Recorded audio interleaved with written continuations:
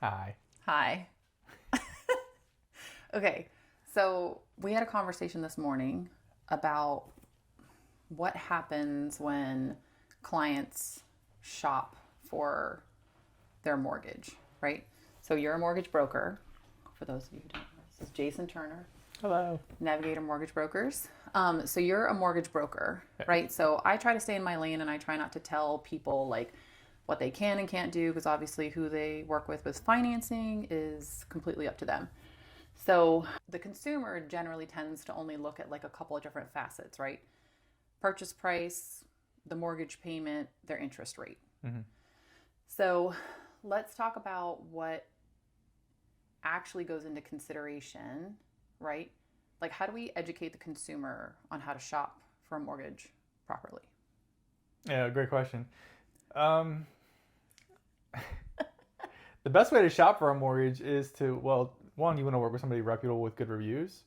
Good reviews are a good thing, and not, and sometimes there's good reviews and there's a reputation, which can be different things because I think reputation has to go hand in hand with it because sometimes you have local knowledge that isn't necessarily online. Yeah. Um, and so considering that is an important aspect. And of course, shopping for your interest rate is a big deal. I tell I tell people as a mortgage broker, I literally shop for the mortgage for them because I have 50 different investors and I shop to find the best interest rate that I can for them with the lowest fees and try to get the best deal. So definitely encourage shopping around. Don't just go on consumers' websites and think like that's the interest rate because interest rates are consumer specific. And the reason for that is because credit score is variable from one person to the next, Mm-hmm. and lenders change the interest rate based on what your credit score is. Like a 600 isn't the same as a 700, as the same as an 800. It's just not. That's not how it works. And then loan amount can change, the qualifications as well. And so, yeah, I mean, you definitely want to go on reputation, reviews, and then get a few different quotes. And then, how do you feel about the lender that you're working with? Do they communicate effectively? Do they respond in a reasonable amount of time? And do you feel good about the financing in general? And I always tell people like when you're shopping for a mortgage professional that you have to feel good about who you're working with and they have to be responsive. Um, and that includes weekends. Like you and I work weekends. We work a lot of the time. We work evenings and nights, and we work. I work early mornings. I Um, work early. I just want everybody to know I work early mornings too. so responsiveness is a big deal. It's not all about interest rate. Yeah. So, So but let's dig into the details because I think like so you just gave like an overview, right? So let's talk about details. Like in particular, when we have let's say big bank versus you, right? National bank, you boots on the ground, hyper local. mm, So tell me about the numbers that go into consideration when we're talking about an estimate, right? So let's say the client finds a property, they send it to you, and they're like, give me the picture. Like, what does this look like? Closing costs, mortgage payment, all those estimates. There are facets, there are numbers in there that they're going to make a huge difference whether you understand the local costs versus not. So, mm. can you like dig into that? Yeah, I mean, we do property estimates that are property specific, Mm-hmm. not just general, right? Yeah. And so getting to the conversation we had this morning, like if you're at the max end of your budget, like someone is at 400 or 450 or whatever, and that's like the max they can qualify for, and then they go to somebody else like the big bank lender and they say, well, we can get you like 475. Well, in the mortgage world, that's incrementally tiny bit of information. Like if I change my property taxes and insurance, sure, like I could probably do the same thing. Yeah. But if you're out shopping for homes, that's not how pre-approvals work. Mm-hmm. Like you're shopping for a specific property and that tax rate is different. That insurance rate could be different depending on the age of the roof or whatever the case may be. It could have an HOA fee or not have an HOA fee.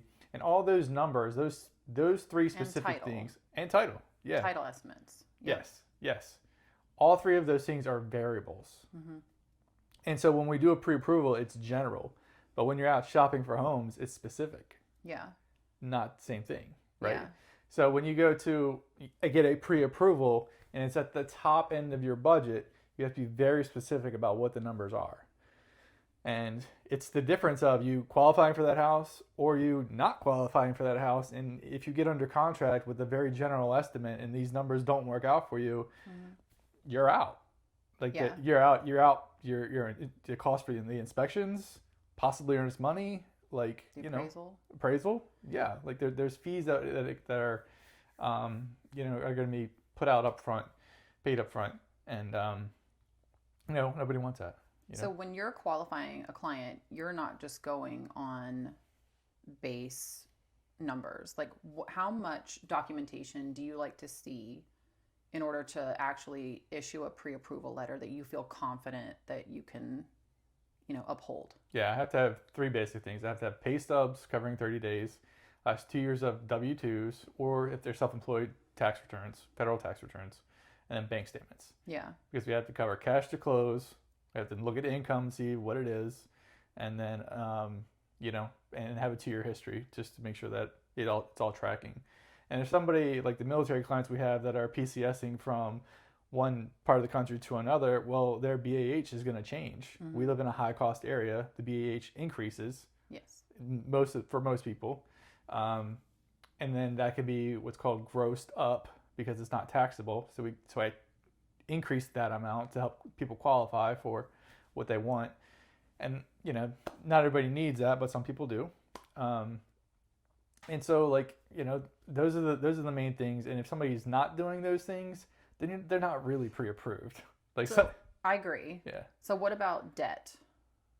That's a big deal because what we do when we pull credit is we look at monthly payments compared to income.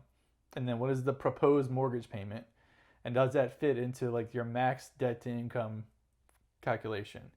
Meaning for most loans, there's a max debt to income ratio, or for residual income for VA loans, it's like a max residual income that you have to have to qualify for the house. And residual income, for those who don't know, it's just the amount that's left over after you pay all your bills and everything, and whatever amount is left over, you have to be within the VA's guidelines. So there's a lot to it. I mean, it's not just it's generally, it doesn't work in a general circumstance when you're at the top of your budget.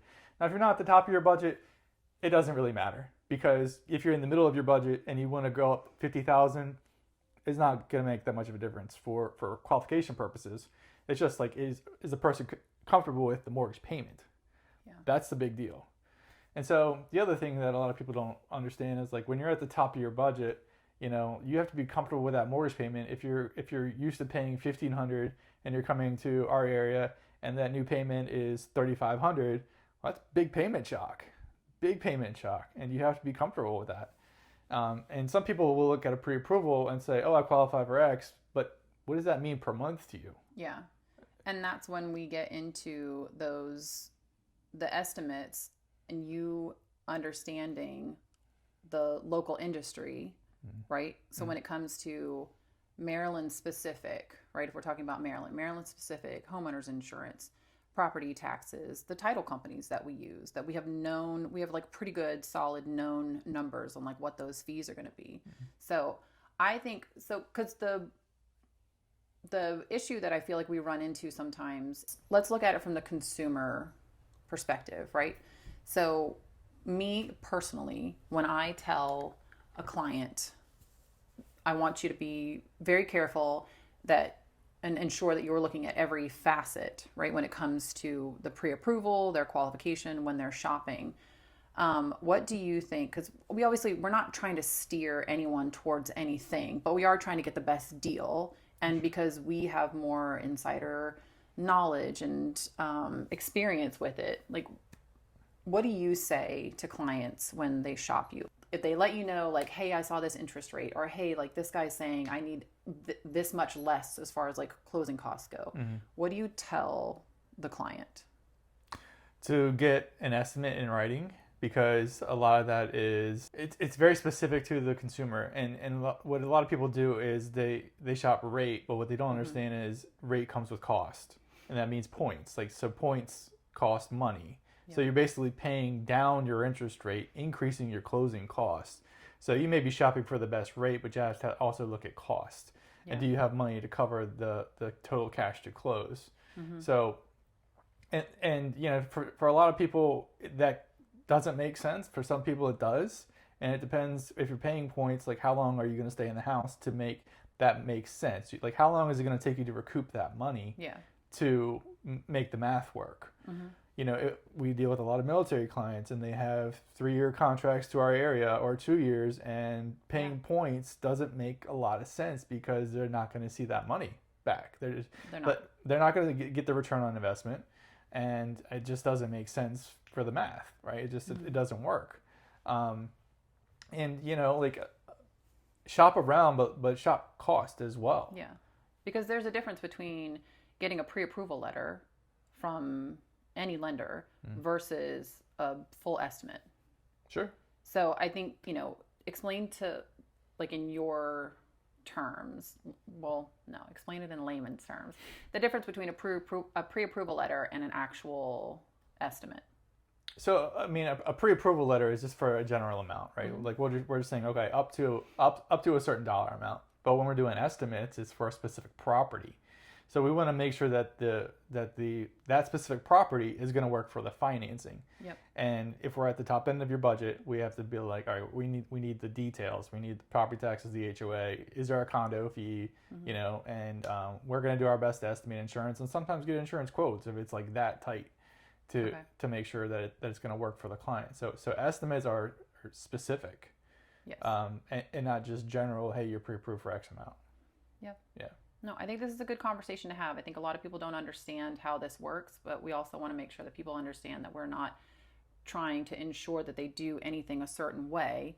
But, when we get locked in to a mortgage, we're cuffed to that for a minute. So, I don't know. I just thought it was a good conversation to have. It's not something that I think the consumer or the client necessarily has a lot of insight into. So one thing I'd like to bring up is like when you're looking at interest rates online, the consumer is, it's really important to look at the fine print, because I can talk about big credit unions. I'm not going to slander anybody's name, but big credit unions like to say that they charge X amount of points, and then you look in the fine print, it says plus 1% origination fee. Well, that's 1% of the loan amount plus the points. So I was talking to one of our clients 2 days ago, and they were like, oh, well, my company that I saw online who I use for insurance, had X rate. And I was like, okay, cool. Let me go look at their website. I was like, okay, well, this is with 3/4 of a point, and at your loan amount, that's going to cost you $9,000. Do you want to pay $9,000, or do you want me to give you the same interest rate without charging you $9,000? You sound better, Jason. Okay, cool. Let's do that. And so it's important to look at the fine print. Super important, because people get fixated on interest rate. They're like, oh, I want to save the most amount of money. I want the cheapest mortgage. But what is that costing you really? Yeah. That's what it comes down to. Yeah, and it's hard to make that money back, and it takes a long time. Yeah. It really does. Yeah, I mean, you got to stay in the house for a considerable amount of time for that to make sense. Yeah. And that's just to get to the break-even point. We're not even talking about building equity at that point. Yeah. Yeah. And for active duty, which we do a lot of military folks, like active duty, it's like, it's not a good idea. It can kill a deal. Yeah. And it can be really heartbreaking in a few years. Worst case scenario is having to bring money to the table, or not being able to buy your dream house at your next location or after retirement. Like it has huge impacts. Sure. So understanding it is really important. Yeah, I agree. We agree. Did you want to say something else? Yeah, I mean, like for the military folks specifically, like if you buy a house, that's wonderful, but you have to consider how much equity you're going to have when it's time to move again. And if you don't have enough equity, you're going to have to either look at renting or potentially doing a short sale, or potentially, heaven forbid, foreclose. We've been in those scenarios. So when you're buying a house, you have to consider those things. Is it rentable? Am I going to have enough equity to sell in a few years? Yep. And is the market appreciating enough for me to be able to sell at the when the time comes? A lot of folks are cool with renting, over the long term to build equity, and that's wonderful. We love that. But if you're not, then you have to consider everything. I mean, it's definitely part of the conversation that I have, right? That's why when I do client intake, I'm, like, how long are we going to be here? How much longer are you staying in, military specific, like, what's the timeline for here? If here is your forever home, then maybe we've got a little bit of wiggle room. But if we're trying to like churn and burn or make some money or, create some equity, like, we really do have to be property specific. We have to look at rental comps in case you're not going to be here very long. We want to make sure that if your mortgage payment is $3,600 but you can only rent this place for $23, where's that gap coverage going to come from? So it's a lot of numbers go into it, so make sure you hire the right realtor. That's what I'm just saying. I agree.